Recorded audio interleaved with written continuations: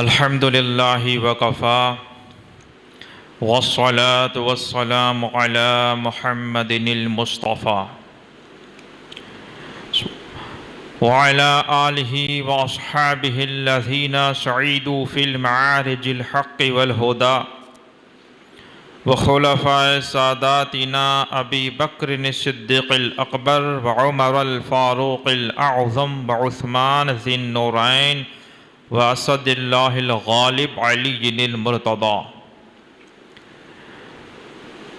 وابنہ الامام حسن المجتبی وشبتہ الامام حسین الشہید الدافع الکرب والبلاء وابنہ الشیخ غوث الاعظم غیث القونین عبد القادر سیدنا غوث الورا وسراج امتہ ابی حنیفۃ امام ائمۃ الہدی و امام اہل سنتہ والجماعتہ سیدنا امام احمد رضا وابنہ الشیخ مفتی الاعظم محمد مصطفیٰ رضا وابنہ سیدی و مرشدی و سندی و ماوائی و ملجائی کنزی و ذخری و فخری فی الدارین و حجتی فی الشریعتی والطریقتی والحقیقتی والمعرفتی تاج الملتی والدین والشریعتی مفتی محمد اختر رضا و جمع اہل سنت والجماعت دائما ابدا ابدا اما بعد فاعوذ باللہ من الشیطان الرجیم بسم اللہ الرحمن الرحیم یا ایہا الذین آمنوا اتقوا اللہ وکونوا مع الصادقین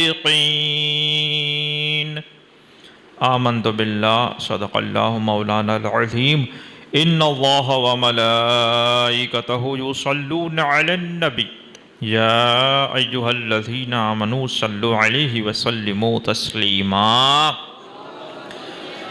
اللہم صلی وسلم وبارک علی سیدنا محمد الفاتح لما اغلق والخاتم لما سبق والناصر الحق بالحق والہادی الی صراطک المستقیم وصلی اللہ تعالی علی خیر خلقہ محمد وآلہ واصحابہ اجمعین۔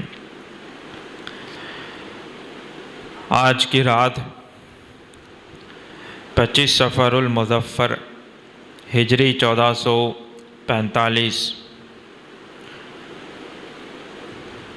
14ویں صدی کے مجدد امام عشق محبت امام اہل سنت سرکار اعلی حضرت امام احمد رضا خان فاضل بریلوی رضی اللہ تبارک و تعالی عنہ وارضا عنا کا 105واں عرس کی اور آپ کے وصال کی یہ رات ہے۔ ویسے یہ وہ بارگاہیں ہیں، یہ وہ بارگاہ ہے جس کا فیضان یہ 105 سال سے زیادہ عرصے سے جاری و ساری ہے، لیکن جب عرس کی رات ہوتی ہے تو ان بزرگان دین کی وصال کی رات ہوتی ہے، اور اس دن وہ اپنے چاہنے والوں اور ماننے والوں اور ان سے استمداد اور استغاثہ کرنے والوں کو کچھ زیادہ ہی نوازتے ہیں، اس لیے ہم ان کی یاد مناتے ہیں۔ امام احمد رضا خان رضی اللہ تعالی عنہ کی ذات اور آپ کا جو عنوان ہے یہ اتنا بلند ہے اور اتنا وسیع موضوع ہے کہ 105 سال میں کتنے ہی علماء کرام اور مفتیان کرام نے یہ رضوی فیضان کے سمندر میں قیمتی موتی اور وہ فیوز و برکات حاصل کیے، لیکن وہ خود بھی دنیا سے چلے گئے، ان کے بعد والے بھی چلے گئے، لیکن آج تک اس سمندر کی گہرائی کو کوئی ناپ نہیں سکا ہے۔ آج تک امام احمد رضا کیا تھے اور عالم مفتی یہ تو ہزاروں لاکھوں ہوئے، لیکن یہ حضرت تو بہت ہے، یہ اعلیٰ حضرت کیا ہے؟ اس کے بارے میں یہ 1 گھنٹہ تو صرف آپ کا نام مبارک لیتے لیتے نکل جائے گا۔ آپ کی وہ شان اور وہ عظمت ہے، لیکن بہت دکھ کی بات ہے کہ اتنی بڑی ہستی کا دن ہو، عرس ہو، جو آج ہندوستان، پاکستان اور سیلون اور دنیا کے بہت سارے ممالک میں جو اہل سنت والجماعت اور سنیت کی پہچان ہو، اس کی یاد سے اگر سنی غافل ہے، مسلمان کو اگر اس کے بارے میں علم نہیں، یا ان کے عرس کے موقع پر اگر لوگ حاضر نہیں ہوتے، تو یہ ان کے ایمان کے لیے خطرے کی گھنٹی ہے۔ کئی لوگوں کو شاید سمجھ میں نہ آئے کہ یہ تم ایسی بات کیوں کرتے ہو، لیکن میں بہت سوچ سمجھ کے اور بہت کچھ دیکھ کر بتا رہا ہوں کہ اعلیٰ حضرت سے غفلت برتنا اور آپ کے عقائد اور نظریات سے ہٹنا یا اس سے کچھ اختلاف کی بات کرنا، یہ انسان کو گمراہ اور گمراہ گر اور بد مذہب اور جہنمی بنا دیتا ہے۔ کچھ باتیں آپ کو میں پہنچا رہا ہوں، یہاں پہ ہماری آنے والی نسلیں بھی بیٹھی ہوئی ہیں، اور ہر ماں باپ کی ذمہ داری ہوتی ہے کہ اپنی اولاد کو اور اپنے ماتحت آنے والے یہ بچوں کو اور نوجوانوں کو اس بارے میں معلومات فراہم کرے اور ان کو اس کے بارے میں سکھائے۔ آپ سنیں، اعلیٰ حضرت کیا ہے؟ آپ اعلیٰ حضرت کو کیا سمجھتے ہیں؟ جب بھی کسی کا نام آتا ہے تو ہمارے ذہن میں اس کے بارے میں کوئی چھبی، کوئی تصویر ابھرتی ہے، ہوتا ہے نا؟ کسی کا بھی نام آتا، وہ ایک پہچان ہمارے دل و دماغ میں اس شخصیت کی بیٹھی ہوئی ہوتی ہے۔ جیسے عام بھی کسی بھی دوست احباب رشتہ دار کا ہم نام لیں گے تو ہمارے ذہن میں ایک تصور ابھرتا ہے، کسی کے بارے میں اچھا، کسی کے بارے میں برا، کسی کے بارے میں سخت، کسی کے بارے میں نرم۔ کسی کا نام یاد آتے ہی ہم ایموشنل ہو جاتے ہیں، دل میں رقت پیدا ہوتی ہے، ایک جذبات کا معاملہ ہو جاتا ہے، کسی کے نام لے کر ہم کو غصہ آ جاتا ہے، صرف نام میں اتنی تاثیر ہوتی ہے۔ اب میں آپ سے پوچھتا ہوں کہ امام احمد رضا کو آپ نے سمجھا کیا ہے؟ اعلیٰ حضرت کا نام آتا ہے تو آپ سمجھتے کیا ہو؟ کچھ سمجھتے ہیں کہ یہ نعتیں بہت اچھی لکھتے تھے، عاشق رسول تھے۔ ارے عاشق رسول کیا ہوتا ہے؟ عشق رسول کیسا ہوتا ہے؟ یوں سمجھے کہ ہم نے صرف عشق کا نام ہی سنا ہے۔ کوئی کہتا ہے کہ یہ مفتی تھے، فتوے دیا کرتے تھے، اور آج کل کا جو چلن ہو گیا ہے اس میں تو فتووں کو ایک بری نظر سے دیکھا جاتا ہے۔ کفار و مشرکین پورا زور لگاتے ہیں کہ یہ فتویٰ آ گیا، وہ فتویٰ آ گیا، ٹی ویوں میں، میڈیا میں دکھاتے ہیں، اور یہ کلمہ پڑھنے والے کا حال بھی اب یہ بن گیا ہے کہ ان کو کوئی مسئلہ بیان کرو یا فتویٰ دکھاؤ تو وہ کہتا ہے کہ ہاں، یہ فتویٰ کو فتنہ سمجھتا ہے، وہ کہتا ہے کہ اب یہ ہم کچھ نہیں مانتے، ہم ہماری مستی میں گم ہیں۔ تو کچھ لوگوں نے ایسا سمجھا، کوئی نے کیا سمجھا، کسی نے کیا سمجھا۔ اعلیٰ حضرت کے بارے میں کیا بیان کریں ہم کہ ایک ایسی شخصیت ہے کہ ایک ہی وقت میں وہ عالم ربانیین بھی ہے، وہ مجدد دین و ملت بھی ہے، وہ عاشق سید المرسلین بھی ہے، وہ شعر و ادب کا شہنشاہ بھی ہے، وہ مجدد میت یہ 14ویں صدی کا بھی ہے اور یہ 15ویں صدی کا بھی انہی کا فیضان نظر آتا ہے۔ ایک ہی وقت میں بہترین مدرس بھی ہے، ایک ہی وقت میں بہترین خطیب اور مقرر بھی ہے، ایک ہی وقت میں بہترین محقق بھی ہے، ایک ہی وقت میں بہترین مدقق بھی ہے، ایک ہی وقت میں بہترین مصنف بھی ہے، ایک ہی وقت میں وہ محدث بھی ہے، مفسر بھی ہے، مفتی بھی ہے، کوئی ایسا شعبہ آپ مجھے بتائیں، یہ بہترین سائنسداں بھی ہے، یہ کیمسٹ بھی ہے، یہ فزیشین بھی ہے، ان کا علم و حکمت کا عالم یہ تھا کہ تفسیر میں ماہر ہیں، یہ علم تفسیر میں بھی مہارت رکھتے ہیں، علم حدیث میں بھی ماہر ہیں، اصول حدیث میں بھی ماہر ہیں، فقہ میں بھی ماہر ہیں، اور رسم افتاء میں بھی وہ ماہر ہے، تصانیف میں بھی وہ ماہر ہیں، شعر و شاعری میں بھی وہ مہارت رکھتے ہیں۔ مہارت ہی نہیں رکھتے، ان تمام کے استاذ نظر آتے ہیں۔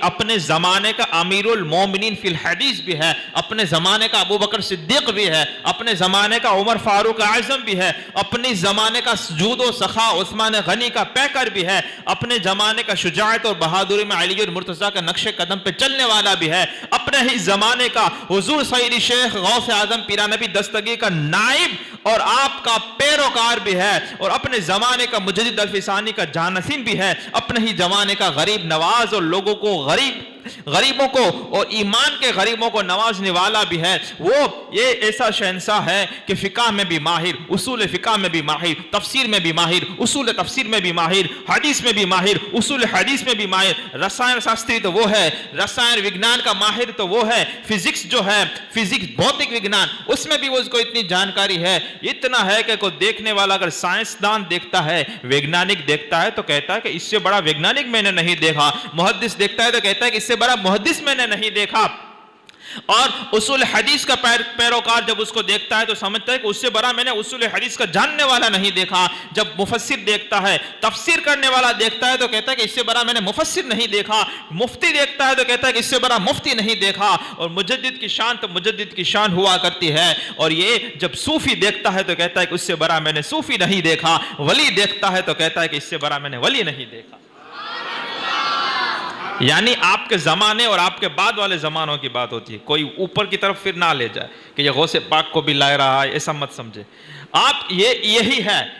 اور ایک اور بات کہ بے شک اس سے پہلے علماء کرام نے بہت کچھ لکھا ہے، بہت کچھ لکھا ہے، اللہ نے چاہا تو میں آپ کے سامنے وہ بھی پیش کروں گا۔ اعلیٰ حضرت آپ کیا سمجھے اعلیٰ حضرت کو؟ جیسے اعلیٰ حضرت ابھی جیسے پناہ کا فتاوی رضویہ شریف کا ایک شعر پڑھا، فتاوی رضویہ تو اتنا بلند مینارہ ہے کہ اس کی اونچائی ناپتے ناپتے کئی بد مذہبوں کی سروں سے ٹوپیاں گر گئی، اور فتاوی رضویہ تو ایک کرامت ہے، ہم کہتے ہیں ہدائی کے بخشش ہی پڑھ کے دکھا دو، ہدائی کے بخشش جس میں شعر ہے، جس میں اشعار ہیں، جس میں نعت ہیں، جس میں منقبت ہیں، اس میں اس طرح سے لکھا ہے کہ اس میں اگر میں صرف کسی ایک مخصوص نعت کو سمجھاؤں نہیں، کیسے کیسے انہوں نے اس میں اشعار جمع کیے ہیں، صرف اس پہ بات کروں تو 2-4 گھنٹے کیسے کیسے جمع کیے ہیں اس میں نکل جائیں گے۔ پھر اگر ایک نعت لی جائے، جیسے مصطفیٰ جا نعرہ رحمت قصیدہ سلامیہ لیا جائے تو اس میں کئی مہینوں تک بلکہ سالوں تک اس پہ تقریر ہو سکتی ہے۔ کعبے کے بدر الدجا پر اگر تقریر کی جائے، ایک ایک شعر، قصیدہ معراجیہ، یہ بڑے بڑے، صرف شعر و شاعری کا عالم یہ ہے کہ وہاں پہ لوگوں کو وہ سمجھنے بھی زندگیاں نکل جاتی ہیں۔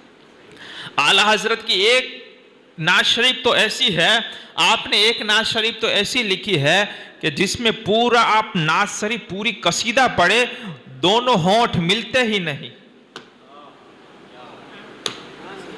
ایسا پورا قصیدہ لکھا ہے کہ بخشش میں آپ کو دکھاؤں گا، وہ بھی وقت نہیں ہے کیونکہ میں دوسری باتیں کرنا چاہتا ہوں ابھی۔ یہ پورا نعت شریف، پورا قصیدہ، اس میں جتنے بھی شعر ہیں آپ پورا نعت شریف پڑھ دیں، ہونٹ دونوں ملتے ہی نہیں، ایسا کوئی حرف آپ نے استعمال ہی نہیں فرمایا کہ دونوں ہونٹ ملے۔ اللہ اکبر۔ تو کہتے ہیں کہ فتاوی رضویہ تو ایک بہت بلند، فتاوی رضویہ کے بارے میں تو یہ میں کہوں کہ اچھا، لوگ اعلیٰ حضرت کے بارے میں زیادہ نہیں جانتے، اس کی بہت ساری وجہ ہیں، بہت ساری وجہ ہیں۔ اس میں سے ایک وجہ یہ ہے کہ اعلیٰ حضرت نے جو کچھ لکھا ہے، جو کتابیں لکھی ہیں 1000 سے زائد، فتاوی رضویہ شریف تو ٹھاٹھے مارتا ہوا سمندر ہے، علم و عرفان و حکمت، آدمی پڑھتا ہی جائے اور کھو جاتا ہے۔ وہ کہتا ہے کہ یار یہ کون ہے، یہ کون یہ سب لکھتا ہے، اس کو کیسے یہ سب کیسے کہاں سے وہ نکات نکالتے ہیں اور کیسے کیسے حوالہ جات پیش کرتے ہیں. تو داعی کے فتاوی رضویہ شریف کا حال یہ ہے کہ اگر فتاوی رضویہ کی اتنی باریکی ہے اور علم اور فضل اور وہ معیار فتاوی رضویہ شریف کا ہے کہ اچھے عالم ہوتے ہیں. اگر آپ سمجھتے ہوں کہ یہ عالم ہے, آپ پوچھیں آپ نے فتاوی رضویہ پڑھا تو وہ بولے گا کہ نہیں, ان کو بھی سمجھ میں نہیں آتا. یعنی عالم میں بھی ایک ایسا لیول ہوتا ہے تب جا کر فتاوی رضویہ کی باتیں سمجھ میں آتی ہیں. حوالے دیے ہیں, سوال عربی میں پوچھا جاتا ہے جواب عربی میں دیتے ہیں, فارسی میں پوچھا جاتا ہے جواب فارسی میں دیتے ہیں, اردو میں پوچھا جاتا ہے جواب اردو میں دیتے ہیں. ہر جو بھی جس سوال جس زبان میں ہے جواب اس زبان میں ہے. اور پھر پوچھا جاتا ہے کسی سوال کے بارے میں, کسی کو بھی عالم کو پوچھیں گے تو جواب تو آپ کچھ نہ کچھ دے گا, حلال ہے حرام ہے جائز ہے ناجائز ہے, کوئی بھی مفتی دے گا. اور اپنے حوالے میں وہ دلیل دے گا. کتنی دلیلیں دے گا؟ 1 دے گا, 2 دے گا, 4 دے گا, 8 دے گا, 10 دے گا. لیکن حضرت تو 10 دیتے ہیں اور اعلیٰ حضرت سینکڑوں دیتے ہیں. اور ایسا نہیں کہ یہ صرف عالم اور مجدد ہیں, ایک زبردست صوفی ولی اور شیخ طریقت بھی ہے, با کرامت بزرگ بھی ہیں.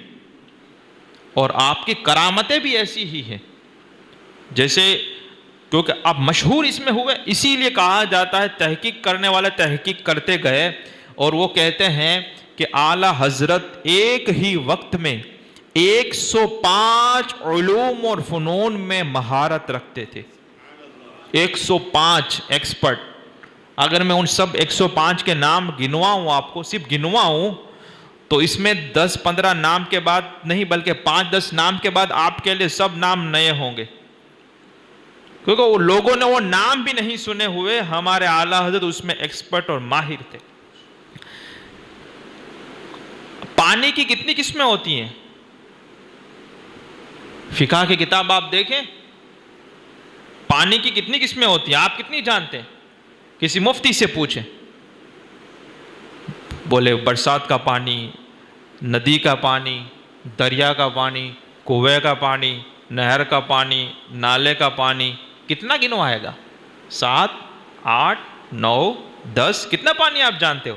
امام سے سوال پوچھا گیا کہ پانی کے بارے میں کہ اس پانی سے وضو ہوتا ہے کہ نہیں ہوتا ہے. اعلیٰ حضرت تو اعلیٰ حضرت ہوتے ہیں, انہوں نے پانی کی اقسام میں 360 پانی کی قسمیں گنوائی, اور ان 360 پانی میں کن پانی سے وضو ہوگا کن پانی سے وضو نہیں ہوگا, یہاں تک کہ افریقہ کے جنگل میں ایک درخت سے ٹپکنے والے پانی کا بھی حکم ارشاد فرمایا کہ اس زمانے میں لوگ جانتے بھی نہیں تھے. بعد میں یہ سب نیشنل جیوگرافی والے اور یہ سب ڈسکوری والے اور ادھر ادھر والے سائنسدانوں نے وہ درخت جب ڈھونڈا اور پھر منظر عام پر آیا کہ ایسا درخت جس میں سے پانی ٹپک رہا ہے. اس صدی کے مجدد نے پہلے ہی اس پانی کے بارے میں پاکی ناپاکی کا حکم ارشاد فرما دیا تھا. اللہ اکبر. اب یہ عالم ہوتا ہے, وہ علم لدنی کا معاملہ ہے. لوگوں کا نام لینا ہے علم لدنی کا, یہ کیا ہے؟ اور آپ کی کرامت بھی دیکھیں. ایک فقیر آ گیا آپ کی مسجد میں, ناراض ہو گیا, کیونکہ ہم کرامت بھی سنے, ناراض ہو گیا. اور فقیر تو فقیر ہوتا ہے, ناراض ہو کے کہتا ہے میں محلہ سوداگران کو الٹ دوں گا. آپ کا محلہ تھا, محلہ سوداگران. فقیر ناراض ہو گیا, اب جلال میں آ گیا, بولے میں محلہ سوداگران کو الٹ دوں گا. امام, عالم, مفتی, ارے بہت بڑے صوفی اور شیخ طریقت بھی ہیں. انہوں نے اپنی جوتی نکالی اور اس کی طرف پھینکا. جوتی اس کے پاس گئی, الٹا گرا جوتا. اس نے کہا بابا محلہ سوداگران کو بعد میں الٹنا, پہلے میرے جوتے کو سیدھا کر کے تو دکھاؤ. اب اس نے پوری طاقت لگا دی کہ میں جوتے کو پلٹ دوں. جوتا نہیں پلٹا, جوتا نہیں الٹا, یہ سیدھا نہیں ہو رہا تھا. پھر آپ کھڑے ہوئے, جوتے کو پہنا, کہاں اس کا احمد رضا کا جوتا تیرے سے نہیں پلٹ رہا, بستی کو پلٹنے کی بات کر رہا ہے. آخرکار وہ اپنے گھر پہ چلے گئے، اور پھر وہ فقیر نادم ہوا، شرمندہ ہوا کہ میں نے کس ہستی کی حاضری میں ایسا بات کر دی اور کلام کر دیا۔ وہ گھر پہ گئے، جب گھر پہ گئے تو امام کو جب پتا چلا کہ فقیر میرے دروازے پر آیا ہے، تو خود کھانا لے کر ان کے سامنے حاضر ہوئے، کھانا کھلایا۔ اب یہ کیا ہے؟ ایک مرتبہ ایسا ہوا کہ بیلاسپور غالباً گاؤں میں آپ کا جانا ہوا، وہاں پہ جانے کے بعد آج لوگوں کو ولایت، اور یہ لوگوں کو لگتا ہے کہ رستے میں پڑی ہوئی چیز ہے۔ نماز کے لیے آتے آتے مسجد تک پہنچنے سے پہلے آدمی ولی بن جاتا ہے، پھر زندگی میں مسجد میں آتا ہی نہیں، کہتا ہے کہ نمازیں یہ تو پہنچنے کا راستہ ہے، ہم پہنچ گئے۔ یہ دیکھو پہنچنے والے کا حال کیا ہے۔ اعلیٰ حضرت وہ بستی میں گئے، اور پھر کہتے ہیں جو صاحب خانہ تھے، اس نے کہا آس پاس میں کہیں اللہ کا ولی کا مزار ہے، کوئی اللہ کے ولی آرام فرما ہے؟ انہوں نے کہا نہیں، یہاں پہ تو کسی کا مزار نہیں۔ انہوں نے کہا میں اللہ کے ولی کی خوشبو محسوس کر رہا ہوں، ولی اللہ کی خوشبو مجھے آ رہی ہے۔ اے امام ہے ہمارے، تو کہا کہ ایک بستی کے کنارے پر جنگل کی طرف ایک قبر ہے، ایک کوٹھری ہے، اس کوٹھری میں قبر ہے، بس۔ تو کہا میں ان کی زیارت کے لیے جاؤں گا۔ آپ گئے، اندر سے دروازہ بند کر دیا، آپ اندر میں تشریف لے گئے۔ اب لوگ جمع ہو گئے کہ بریلی کے مولانا احمد رضا خان یہ آئے ہوئے ہیں، اور اس قبر پہ کوئی نہیں جاتا، وہاں پہ گئے۔ اب لوگ سینکڑوں کا مجمع ہو گیا، اندر سے دروازہ بند تھا، قبر پہ کوئی ایسا ہی وہ قبر تھی۔ اعلیٰ حضرت وہاں پہ اندر میں تشریف لے گئے، لگ رہا تھا جیسے دو آدمی باتیں کر رہے ہوں۔ پونے گھنٹے کے بعد وہاں سے باہر نکلے، اور آپ کے چہرے پر جلال تھا، اور اس بستی والے کو کہا کہ تم کیسے ہو؟ یہ اللہ کے زبردست ولی ہیں، یہ غازیان اسلام میں سے ہیں، یہ انصار قبیلے سے تعلق رکھتے ہیں، اور یہ سہرورد سلسلے کے بزرگ ہیں، اور ان کا نام غازی کمال شاہ ہے۔ آپ ان کے لیے ایک عمدہ درگاہ کا انتظام کرو اور بناؤ، یہ بہت ان سے فیوز بستی والوں کو لازم ہے کہ ان اللہ کے ولی سے فیوز و برکات حاصل کرے۔ اور امام کا ایک مرتبہ جانا وہاں پہ وہ اثر کیا کہ پھر وہ جنگل میں منگل ہو گیا، اور پورے کا پورا یہ گلستان اور باغ بن گیا، اور عالی شان مزار وہاں پہ تعمیر ہو گیا، اور لوگوں کا پھر وہاں سے وہاں آنا جانا، اور وہاں سے فیوز و برکات حاصل کرنا شروع ہو گیا۔ یہ ہاتھوں میں 10 انگوٹھیاں پہننے والے، اور بڑے بڑے دانے کی تسبیح لگانے والے، اور ہاتھوں میں مہندی، اور بالوں کی طرح عورتوں کی طرح بالوں کو لمبا کرنے والے، آپ ان کو ولی سمجھ رہے ہو؟ ان کو آپ ولی سمجھ رہے ہو؟ یہاں پہ میرے ولیوں اور ہمارے مرشد پیر و دادا مرشد کو دیکھیں کہ امام اعلیٰ حضرت کہ وہ جس مزار کے بارے میں ان بستی والوں کو پتہ نہیں، یہ شہنشاہ خوشبو سے پہچان لیتا ہے کہ اللہ کا ولی یہاں پہ جلوہ فرما ہے۔ اور بات چیت بھی کی، کہاں ہے، کون ہے، کہاں سے آئے، کس زمانے کے ہیں، سب کچھ بتایا، اور جتنا بتانے جیسا تھا وہ بتا بھی دیا۔ یہ ہوتا ہے، یہ ہے امام احمد رضا خان۔ کرامتوں کی بات کریں، اگر اعلیٰ حضرت کی کرامت کی بات کریں، کیا بات کریں، تو میں کہتا ہوں 1 گھنٹہ صرف آپ کا نام لینے میں نکل جاتا ہے۔ اتنے زبردست صوفی بزرگ۔ آپ کے ایک مرید تھے مولانا سردار احمد، نینی تال میں ایک جگہ پر آپ کا رہنا تھا۔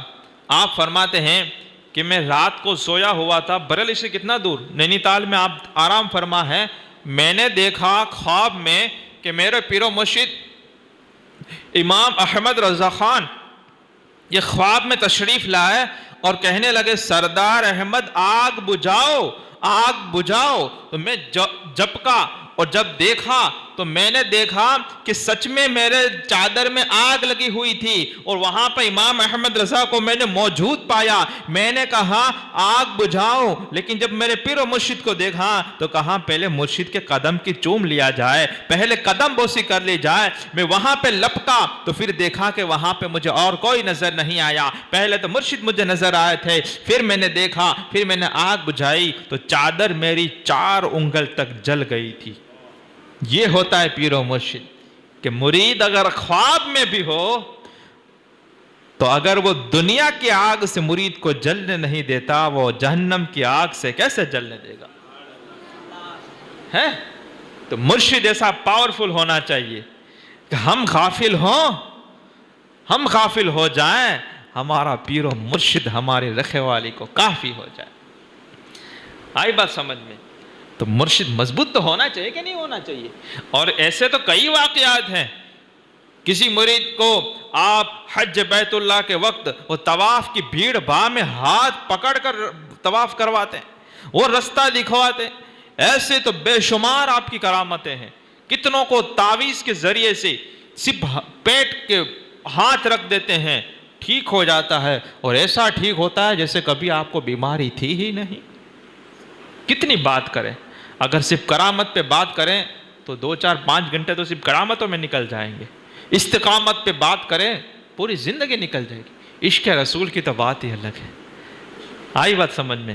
تو یہ اعلیٰ حضرت، اب علم و فنون کی تو بات ہی چھوڑیں کہ اس کے لیے تو عالم بھی ایک لیول کا چاہیے، صرف سرٹیفکیٹ عالم چلے گا بھی نہیں، صرف سرٹیفکیٹ لے کر نکلے گا چلے گا بھی نہیں۔ میں آپ کو چیلنج کے ساتھ کہتا ہوں، اعلیٰ کسی بھی عالم یا مولانا سے آپ کی ملاقات ہو یا رابطہ ہو، میں آپ کو یہ نہیں کہتا کہ آپ اس کو پکڑے اور جھانچے، معاذ اللہ رب العالمین، میں ایسی کوئی بے ادبی کی بات نہیں کر رہا، لیکن فتاوی رضویہ شریف اتنا اونچا معیار سے ہے کہ اس کو پڑھنے کے لیے اور سمجھنے کے لیے بھی ایک اعلیٰ درجے کا علم اور اعلیٰ درجے کا اللہ کا فضل و کرم، خصوصی فضل و کرم چاہیے، اور اعلیٰ درجے میں ذہن و فقاہت چاہیے، ذہانت اور فقاہت چاہیے۔ لوگ پھر کیا سمجھیں گے؟ لوگ تو خوش ہیں، چمک تجھ سے پاتے ہیں سب پانے والے، میرا دل بھی چمکا دے چمکانے والے۔ میں کہتا ہوں اگر کسی کو یہ سب بھی سمجھ میں آ جائے تو بھی بہت غنیمت، بہت اچھی باتیں ہیں یہ سب۔ اعلیٰ حضرت نے ایسے ایسے عقیدے اور ایسے ایسے فتوے اپنے نعت یا اشعار میں بیان کر دیے کہ لوگوں کو زبان پہ بھی چڑھ گئے اور عقیدہ بھی مضبوط ہو گیا۔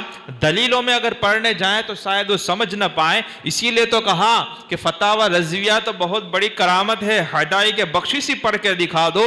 ہدائی کے بخشش میں کیا فرماتے ہیں؟ تو زندہ ہے واللہ، تو زندہ ہے واللہ، میرے چشم عالم سے چھپ جانے والے۔ اب سنی کے بچے کو عقیدہ مضبوط ہو گیا کہ نہیں ہو گیا؟ حالانکہ اس نے فتوے نہیں دیکھے، حالانکہ اس نے دلیلوں میں نہیں گیا، لیکن اس کو عقیدہ اگر یہ شعر یاد ہو گیا، اب جب بھی کوئی یہ خبیث شیطان مردود کو یا بد مذہب آئے گا اس کو فوراً یاد آ جائے گا کہ ہم تو بچپن سے یہ پڑھ رہے ہیں کہ تو زندہ ہے واللہ، اور یہ معاذ اللہ مردہ خبیث جہنم کا کتا مردہ کہہ رہا ہے۔ وہ کہتا ہے کہ آپ یہاں سے یا رسول اللہ پکارتے ہو تو وہاں پہ سنائی نہیں دیتا، ان کو خبر نہیں ہوتی، تو آپ فوراً امام احمد رضا ہمیں یاد آتے ہیں۔ میں خود اپنی بات کرتا ہوں کہ میں جب چھوٹا تھا اور مجھے کچھ دلائلوں میں تھوڑا بہت وہی ہمارے علماء اور ہمارے استاذوں سے جو ہم نے سنا تھا، وہ بچپن کا زمانہ تھا، اور جب ایسا کوئی خبیث مردود، پوربندر میں تو کوئی مسئلہ ہی نہیں تھا، وہاں پہ تو ہمارا ایک مضبوط قلعہ، الحمدللہ اللہ تعالیٰ اس کو سلامت رکھے، کہ وہاں پہ تو کوئی آیا نہیں اور اس کو پھر اچھے سے ہم استقبال کرتے تھے، تو وہاں پہ تو الگ معاملہ تھا۔ لیکن جب ہم باہر نکلے تو کئی سا ایمان کے لٹیرے ادھر ادھر سے بھیڑیے آنے لگے، تو وہاں پر جیسے کوئی علم غیب پہ بات کرنے لگا تو ہم کو فوراً اعلیٰ حضرت کا شعر یاد آتا تھا کہ اعلیٰ حضرت نے تو یہ کہا ہے کہ اور کوئی غیب کیا تم سے نہاں ہو بھلا، ارے جب نہ خدا ہی چھپا۔ اور ہم کو سمجھ میں آ جاتا تھا ہماری چھوٹی عقل کے مطابق کہ جب رسول اللہ سے اللہ جو سب سے بڑا غیب ہے، جب وہ اللہ تعالیٰ ان کو اپنا دیدار کروا رہا ہے، ایک ماتر کائنات کی ہستی کو جاگتی آنکھوں سے بیداری کی حالت میں اپنی ماتھے کی آنکھوں سے اگر کسی کو دیدار اپنا کروا رہا ہے اور اپنا جلوہ دکھا رہا ہے، تو پھر وہ کون سی غیب رہ جاتا ہے جو حضور سے پوشیدہ ہو جائے؟ پھر اب نہ دلائل میں گئے ہم، نہ بڑی بڑی کتابیں پڑھی، اور اس وقت ہمارے بالکل کوئی بھی حیثیت بھی نہیں تھی، نہ ہم اس وقت ہم عربی جانتے تھے، نہ ہم نے کبھی مدرسے میں پڑھا تھا، لیکن بس بچپن سے یہ سیکھا تھا۔ اسی لیے ضروری ہے اس طرح کی محفل ہوں اور اس میں تذکرہ ہونا چاہیے۔ میں تو کہتا ہوں کہ سال میں ایک مرتبہ اعلیٰ حضرت کو یاد کرنا اور اس طرح کی محفل سجانا یہ ظلم ہے، ہر 25 سفر کو کم سے کم امام احمد رضا کا تذکرہ ہونا چاہیے، اور ایسا ماحول اور آپ کو اتنا شوق ہونا چاہیے کہ آپ سامنے سے کہو کہ آج 25 سفر ہے، امام کا تذکرہ چھیڑا جائے اور آج ہم محفل سجاتے ہیں۔ ایسا جذبہ اور ولولہ کیوں نہیں ہے؟ عشق مصطفیٰ کی آپ بات کرتے ہو، میں کہتا ہوں عشق مصطفیٰ کا صرف نام سنا ہے، جس نے عشق مصطفیٰ سکھایا ان کی تو باتیں کرو۔ ان کی شان کیا ہے کہ ڈال دی قلب میں عظمت مصطفیٰ سیدی اعلی حضرت پہ لاکھوں سلام۔ تو جس نے مصطفیٰ کی عظمت ہمیں سکھائی، اور جس نے ہمیں یہ سکھایا کہ حضور صلی اللہ علیہ وسلم کا گستاخ تمہارا کتنا ہی قریب اور عزیز کیوں نہ ہو، حضور کے بارے میں ادنا سی بھی تمہیں گستاخی اور ادنا سی بھی بے ادبی تمہیں دکھے تو اس میں اس کو اپنے آپ میں سے دودھ میں سے مکھی کی طرح نکال کر پھینک دو۔ جو ہمارے رسول کا اتنا وفادار امتی ہو، ہم اس کا تذکرہ تو کریں۔ اگر ان کا تذکرہ ہم کرتے رہیں تو انشاءاللہ ہمارا ایمان اور عقیدہ اور اعمال سب سلامت رہے گا۔ یہ جذبہ اور ولولہ ہونا چاہیے۔ آج کسی پروگرام رکھنا پڑے اور لوگوں کو بتانا پڑے، علماء کی اپنی مصروفیات ہوتی ہے، ان کے بہت سارے کام ہوتے ہیں، وہ دوسروں کے بھی اصلاح کرتے ہیں، اپنے بھی اصلاح میں لگے ہوئے ہوتے ہیں، بہت سارے معاملات ان کو دیکھنے ہوتے ہیں، لیکن قوم کی بھی کوئی ذمہ داری ہوتی ہے کہ نہیں ہے؟ قوم کے بارے میں بھی ہوتا ہے کہ نہیں ہوتا ہے کہ ہمارا محسن ایسا محسن، جیسے ایک آدمی ہے آپ کے 500 روپیہ بھی بچاتا ہے، دوسری مرتبہ آپ کا 1,00,000 روپیہ بھی بچاتا ہے، اور تیسری مرتبہ آپ کی جان بچاتا ہے، آپ کس کا تذکرہ کریں گے؟ جان بچائی، حالانکہ اس نے اور بھی احسان کیے ہیں۔ امام احمد رضا نے بہت سارے احسان کیے، بہت سارے کام کیے، بہت سارے تجدیدی کام ہوئے، لیکن سب سے بڑا آپ کا جو کارنامہ ہے وہ ہے ہندوستان اور بر صغیر کے مسلمانوں کے ایمان کو بچانا۔ یہ سب سے بڑا آپ کا کام ہے۔ اور عشق مصطفیٰ ابھی دو دن پہلے ہی مجھے ایک محفل میں بولنا ہوا تو میں نے یہی کہا کہ یہاں پر آپ ہندوستان وغیرہ میں جو ماحول دیکھتے ہو کہ ہر چھوٹے بڑے موقع پر، خوشی غم کے موقع پر ہم میلاد سجا کے بیٹھ جاتے ہیں اور قصیدے پڑھتے ہیں اور عشق رسول کی باتیں کرتے ہیں، یہ صدقہ امام احمد رضا کا ہے۔ عرب میں، شام میں، یمن میں، عمان میں، سعودی میں، حجاز میں، فلسطین میں، مصر میں، ایجپٹ، ہر جگہ پر آپ کو محفل میلاد منعقد ہوتی ملے گی۔ وہاں پہ میلاد مصطفیٰ منایا جاتا ہے، قصیدے پڑھے جاتے ہیں، قصیدے بردہ کی محفلیں ہوتی ہے، وہاں پہ درود شریف کی محفلیں ہوتی ہیں، قصائد اور میلاد کی محفل ہوتی ہے، حضور کے خصائص اور آپ کی نعتیں بیان کی جاتی ہیں، لیکن وہ خاص لوگوں میں ہوتی ہے، وہ وہاں کے علماء اور مشائخ کے درمیان ہوتی ہے، وہ وہاں کے صوفیاء اور اولیاء کے درمیان ہوتی ہے، اور یہاں پہ امام عشق و محبت اعلیٰ حضرت کا فیضان ہے کہ ہر جاہل سے جاہل اور ان پڑھ سے ان پڑھ، جس کو شعر کا مطلب بھی سمجھ میں نہیں آتا لیکن میلاد مصطفیٰ مناتا رہتا ہے۔ اسی لیے کہتے ہیں ڈال دی قلب میں، دل میں ڈال دی عظمت مصطفیٰ کو، اور یہ اعلیٰ حضرت کا فیضان ہے۔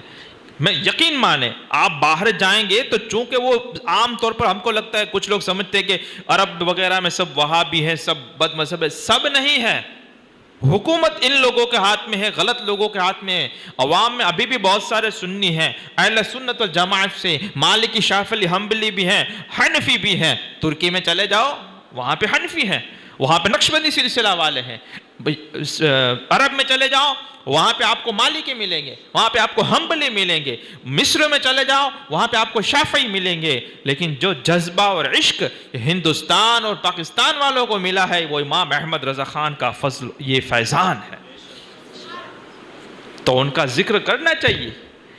جو لوگ اپنے محسن کو اور احسان کرنے والے کو بھول جاتے ہیں تو بھیڑیا اس کو اٹھا کے لے جاتے ہیں۔ یہ ہے اعلیٰ حضرت۔ آپ کی کرامتوں کے بارے میں، استقامت کے بارے میں بھی سنیں۔ کرامت سے اوپر مقام استقامت کا ہے، الاستقامت فوق الکرامہ۔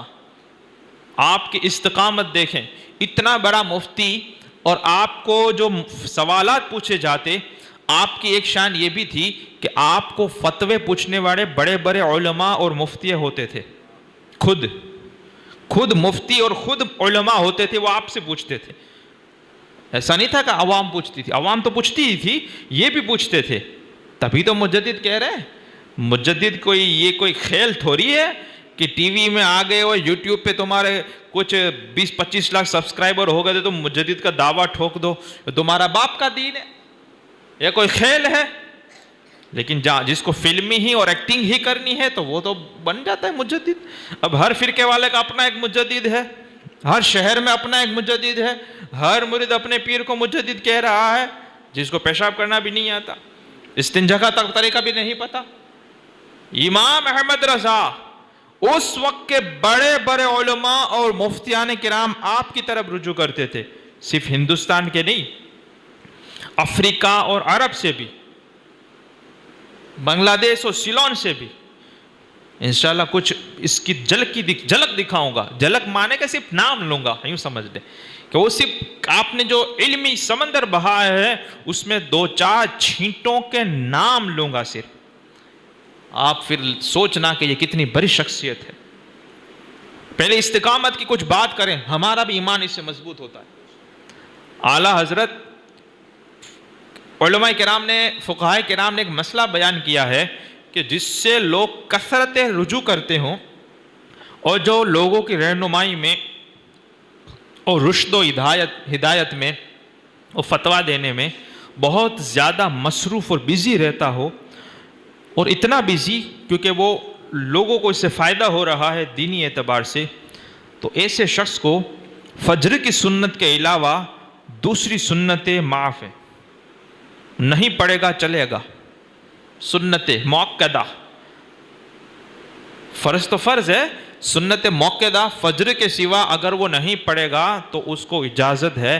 اعلیٰ حضرت فرماتے ہیں کہ میں اپنی حالت وہ پاتا ہوں جس کے بارے میں علماء نے فرمایا کہ ایسے شخص کو فجر کے سنت کے علاوہ سنت معاف ہے، لیکن میری ایک بھی سنت نہیں چھوٹتی.